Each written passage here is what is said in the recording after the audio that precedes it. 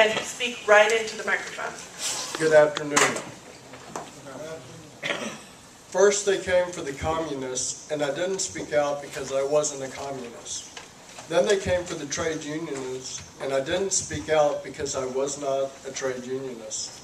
Then they came for the Jews, and I didn't speak out because I wasn't a Jew. Then they came for me, and there was no one left to speak out for me. The following passage came from a pastor, Martin Niemöller, about the inactivity of German intellectuals following the Nazi rise to power and the purging of their chosen groups, group after group. Now, as you said, my name is Dab Garner. I was one of the first Americans diagnosed with HIV, even before it was called HIV. At the time, it was called GRID, Gay-Related Immune Deficiency. For the first 3 years of GRID, when people went into the hospital, they were placed into quarantine. They weren't allowed any visitors, so I started giving people teddy bears to give them something to hold on to give them something that told them that people loved them and that they cared, and even when there was no hope, to give them a little bit of hope as they were dying in their beds.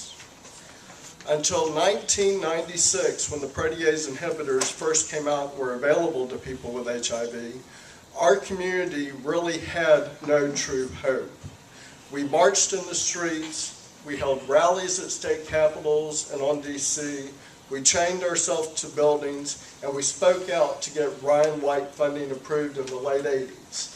I know because I was there. I was one of the many activists that worked with Senator Edward Kennedy to get Ryan White funding approved.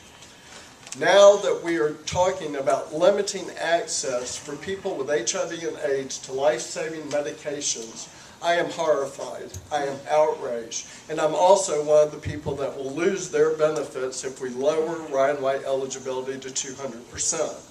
Being on disability and living on less than $30,000 a year, my medications, including my HIV medications and the ones I have to take because of being a long-time survivor of AIDS, total over $40,000 a year. There is no way that people like I can both pay for our medications and keep a roof over our head and food in our stomach. So, first of all, I greatly oppose any proposition to lower Ryan White eligibility from 400% to 200% because of not only what I would know it will do to long-term survivors, but what it will do to all of our community. But on a greater impact, not only will it cause the needless deaths of people living in Florida with HIV and AIDS, it will also cause tremendous harm to our states. For every $1 that we spend in AICP, we receive $5 in return. For every dollar that we spend on ADAP, it prevents $100 being racked up in emergency rooms, nursing homes, and other facilities. So not only is it physically irresponsible, it's morally irresponsible.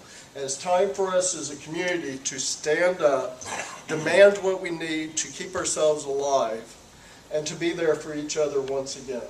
Thank you.